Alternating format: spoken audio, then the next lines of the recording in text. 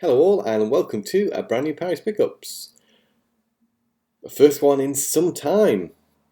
Been building up some games. There's been a lot of stuff going on at the moment, so I haven't done another Parry's Pickups for a while, but we're going to change that right now. We're going to do a brand new one.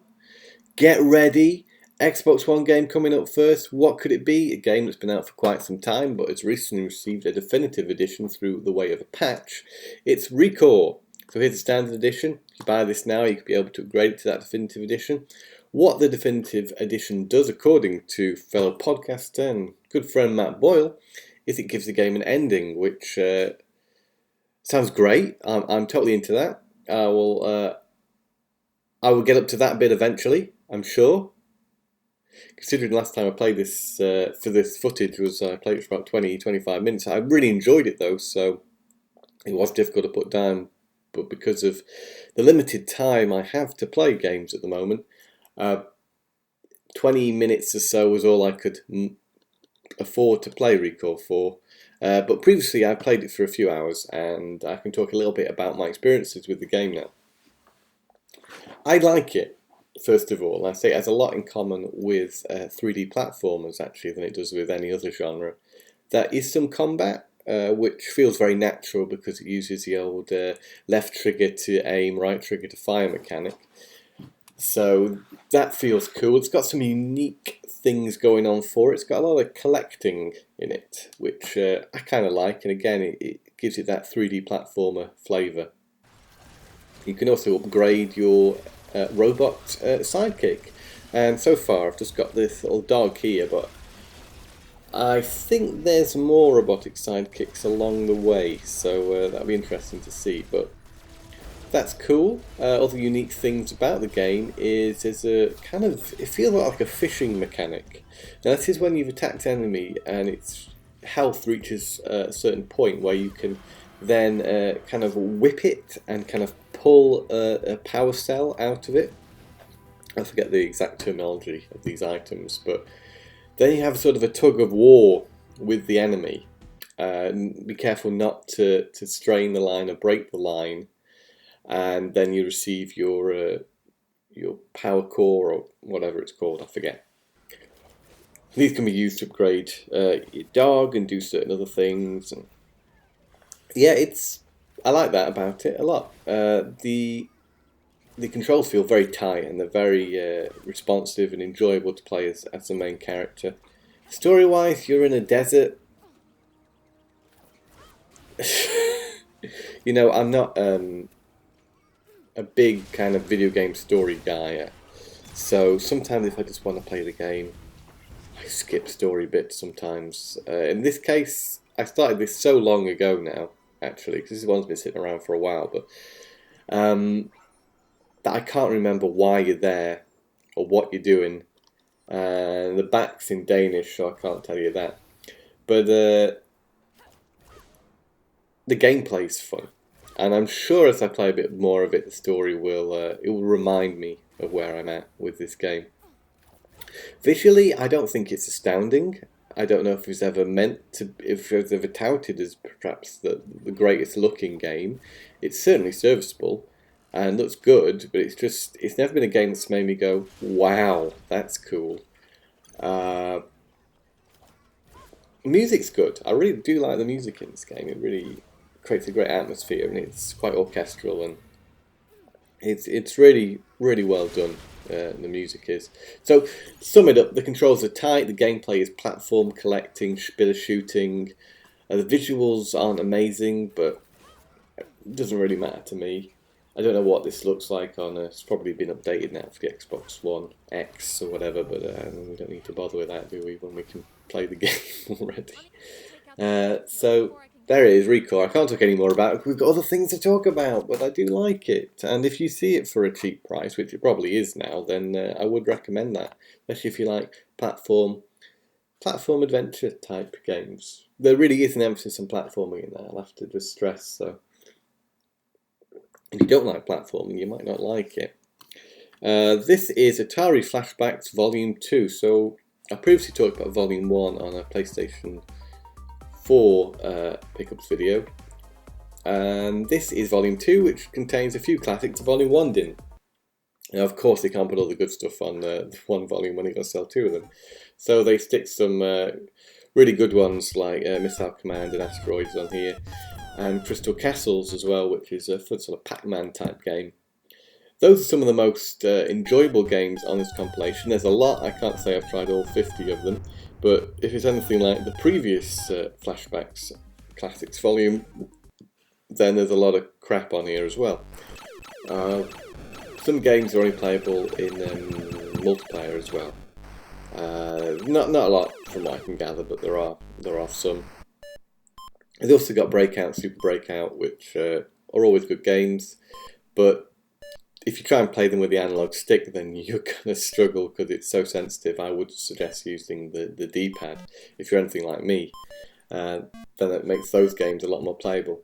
The most fun I had playing on this one was, I would say, Missile Command, the Atari 2600 version of Missile Command. Nothing wrong with the arcade version. Usually with these games, the arcade versions are the best.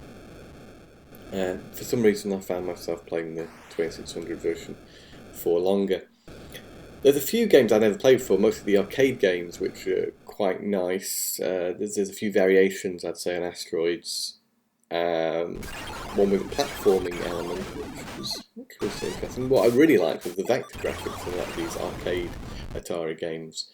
I think it really was a great way to go at the time, the vector graphics, because they looked sharp, they animated reasonably well, and they're nice to behold here on the Flashbacks collection. So if you can get this cheap, it's got some great games on it. But if you have access to these games through other means, and maybe this isn't a must-buy. I don't have an Atari. I never had an Atari console. I mean, I would go as far as saying it's before my time. But there's nothing stopping you going back beyond when you were young. And I've certainly do that myself. Films, music, the same can be said about games. But yes, the Atari games are primitive if you compare them to, say, even Sega Master System, which I grew up with, or Nintendo Entertainment System. But there is fun to be had here, and if you're not willing to go way back and buy a Atari console, which at this point, for me at least, isn't necessary really, especially not having things like this and being able to get, say, the Activision collection or the Midway Classics collection or things like that, then you can play the games that popularised that era quite easily on modern hardware. And this is another way that you can do that. And we're going to move on to a game that I've had an awful lot of enjoyment out of, and probably the most played game out of all the games we're going to talk about. And that is Puyo Puyo Tetris. It's a great game. It's a super game. I waited till I could get it as cheap as possible before I bought it though. I first played this game on the Nintendo Switch, courtesy of Matt Boyle. And really enjoyed it. I was a big fan of both franchises, especially Tetris.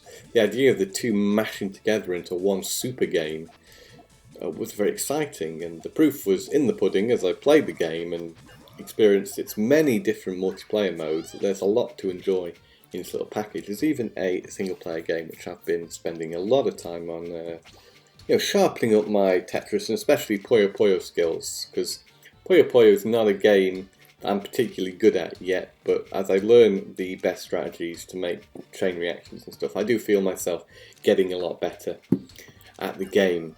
So, you're probably familiar with these franchises. If you're not, I imagine you're familiar with Tetris. If you're not with Puyo Puyo, Puyo Puyo is match 4 blobs of the same colour. The idea is you've got to make chains. You can't just match and match and match. You've got to place them strategically so that when you drop that matching one, it's going to set off a chain reaction, so all those ones you've placed strategically will then drop and fall and hit the other, say, 3, and then you create a huge chain reaction that does a lot of damage for your opponent. But I really like the way it mixes things up and how it does a mode where you switch from Puyo Puyo to Tetris. That's very cool. There are a lot of other modes as well in here. It's not short on modes, and there's a few variations and twists upon the Tetris and Puyo Puyo formulas. I can't say anything about the story mode. I wouldn't care even if it was in English. I would not read it because it's not something that interests me. I'd rather be playing the game than listening to a story that's been created around these two puzzle games. Although saying that, the character design's nice and the colours are bright and the atmosphere is cool, and it's all in Japanese, this particular version. So yeah, I mentioned this was the cheapest way I could get it. £12.50 for this Japanese copy of the game. Yeah, I mean, if you wanted the English one, you could probably get it for about £20 or maybe slightly less. But £12.50 was the lowest I've seen this at. It's not a game that really needs to be in English. Once you work out what the menus are and try them out, then you don't need to have that written on screen. If you really want to know the riveting story of Puyo Puyo Tetris, then you will have to play the English version, I suppose. This game has full Japanese voice acting. The characters will say things as the game plays. I don't know what they're saying, and I don't care what they're saying. It's sort of like playing Soul Calibur. I don't need them to talk in English to appreciate the game. So,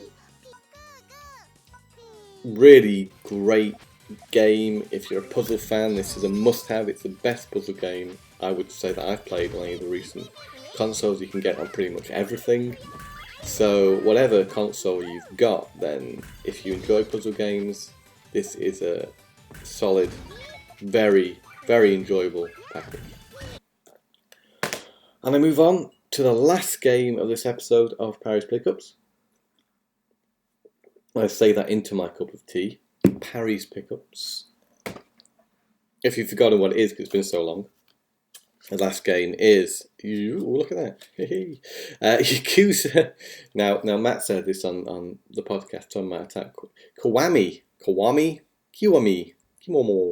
It's a remake of Yakuza 1 using the engine from Yakuza 0. This is the Steelbook edition, which I waited ages for actually. Pre-ordered this game. They couldn't get it out to me when the game was released. It was several weeks. I got the mail saying, we're probably not going to be able to get this game. Do you want to cancel it? I'm like, no, I'm going to wait. I'm going to wait, see if you get it. And I eventually got it. It's back in stock now on Amazon. So, and you get a nice little package there. That is not a manual, unfortunately.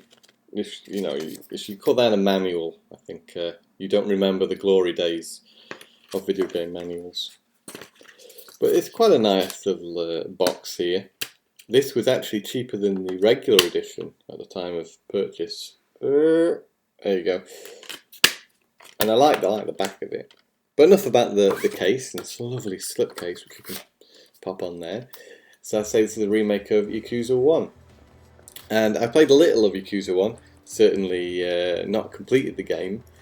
But enough to compare the beginnings of both games, and gameplay-wise, they are, as far as I can remember, practically the same. Visually, they look exceedingly better than they did on the PS2, of course. But there's some sort of stiffness about the animation, and I think that's probably because this is having to follow the template of the PS2 game, and there's just something lacking in how it looks and how it animates.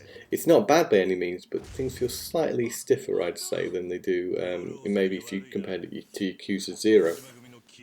I wondered if maybe that was because 0 was motion captured and maybe this one wasn't, but it probably was. I don't know. It might even say on the back. No, there is extra bits in here. There was a huge cutscene that was kind of stuck into the beginning of the game where the character Majima appeared, and I can't remember this happening in the original Yakuza on PS2.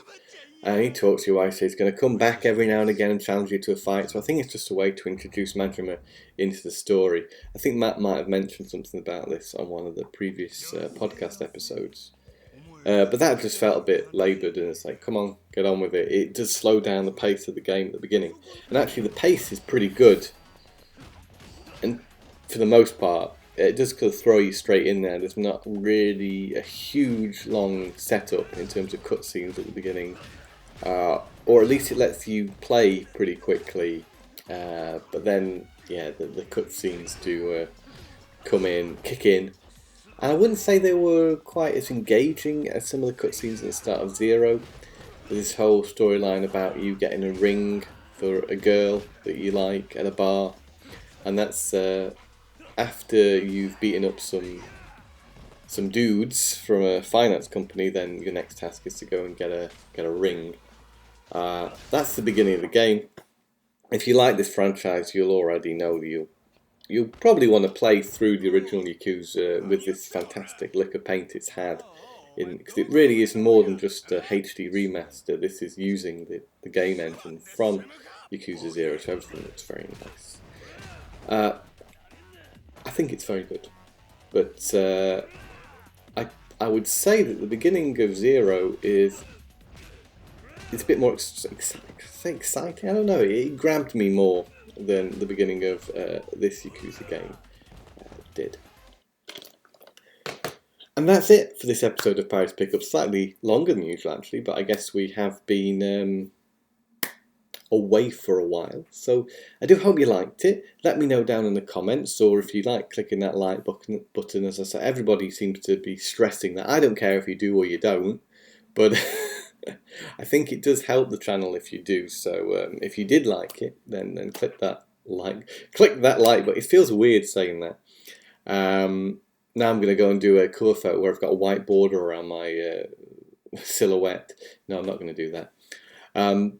But thanks again for checking out the video. Hope you've enjoyed it, and we'll hopefully, fingers crossed, catch you again soon for another Parry's Pickups. Until then, goodbye and game on. And just before I do go, Puyo Puyo Tetris has a manual.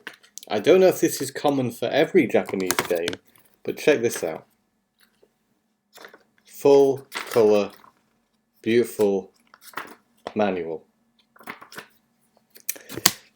And leaflets.